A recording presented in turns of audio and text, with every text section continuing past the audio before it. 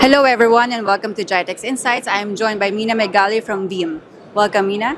Thank you so much for having me. Great to have you with us. Thank you. So, Mena, obviously, a big focus for Veeam is data resilience. So, in today's environment, where there are a mix of hybrid and multi-cloud environments, what are the key pillars that guide your strategy in terms of ensuring data resilience for enterprises today? That's a very good question and a very relevant question for today because everyone is talking about a multi-cloud or a hybrid environment, and because that's the reality of today's world, whether you want it to be on-prem, whether you want it to be on the cloud, the hybrid part is a big part of the resilience story. And to answer that, I need to address resilience or data resilience as 5 key pillars. The main pillar or the first pillar would be backup. You need to be able to back up any workload, regardless where they are and regardless what they are. You want to ensure that you are able to back them up quickly, and back them up securely, so you're sure that they're there. The second pillar is data recovery, and because what good is a backup if you're unable to recover from it? But it's not only about being able to recover, it's about being able to granularly recover, being able to recover securely and fast, because you want to bounce forward, as we like to say. That's part of resilience. The third key pillar is data portability, because lock-in is the enemy of resilience. If you're locked in, if your data, if you don't have complete control of your data and the fact of where it is and where it should go, okay, you're locked in and it's not resilient. So we ensure that the data, if you want to start in one environment or one cloud and move to another or share it between different clouds, you're able to do that because we want to keep you as resilient as possible.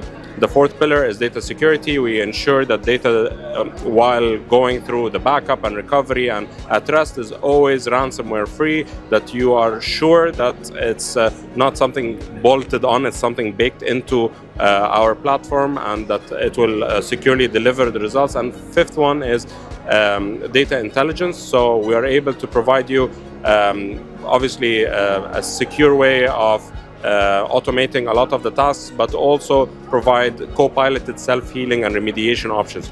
All of these 5 pillars are the ethos of everything that we do, from products, services, and whatnot, in order to ensure that the organizations we speak to are able to bounce forward and not get stuck in case of a disaster or when the disaster happens, and are completely resilient.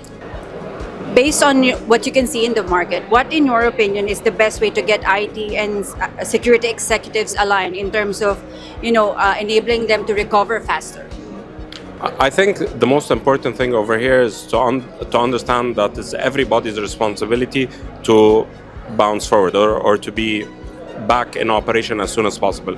The moment that this is the guiding light, be it in the boardroom or all the way on, let's say, an admin level, you're able then to build your processes and the path forward in order for you to take quick actions, and then that will guide the investments as well. So versus the conversation that we used to have before, which is, hey, IT is a profit center versus a cost center. Now the discussion is, how can we enable these organizations to provide services faster to the market, and in case of a disaster, that they remain in service, if it's to the citizens or to the consumer or to other businesses, that they're able to continue their operations without a hiccup. And so when that is the guiding light, the conversation becomes much easier, and we've seen it across the board. Unfortunately, sometimes organizations wait until it's a bit late to have that conversation, but you immediately find out that the ones who are doing the proactive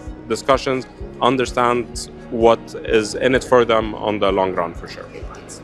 And then looking ahead, what do you think is the next biggest trend or technology that would make the most impact when it comes to data resilience? I think without a doubt, and I think everybody's talking about it today, artificial intelligence remains to be top of mind. And the reality of it is, today, using artificial intelligence in the data resilience world means that you are on top of tons of data that you can utilize to understand better what is important versus what's not important, what is needed to be operational as soon as possible. Again, that you're able to automate a lot of tasks, mundane tasks that we needed very skilled resources before in order to do. So you're able to automate it, but more importantly, because of the plethora of security softwares and platforms out there, is able to direct the right course of action based on the investments you have done to a different security solution or a different middleware solution in order to quickly again bounce forward. And I think this is where artificial intelligence comes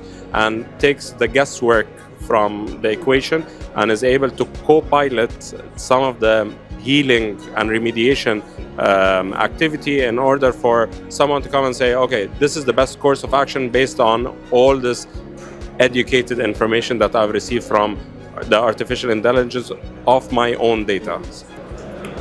As always, it's a pleasure speaking with you, Mena, and thank you so much for being with us today. Thank you again for having me. I appreciate it.